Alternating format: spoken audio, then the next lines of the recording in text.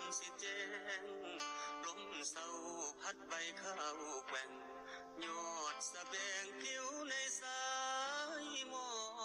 กนกออกจากหังมาบอกอีก1 วันแล้วที่บ้านนอกทุ่งนานี้ที่นางจากลาที่น้องทำงานเป็นจังใดนั้นข่าวรู้เพียงท้องทุ่งบ้านเฮาข้าวเขียวงามน้ำยังมีปลาแต่บ่มีเจ้ามีแต่คนเหงาข้างคันแท้ไปนำยอกปลาคือทอ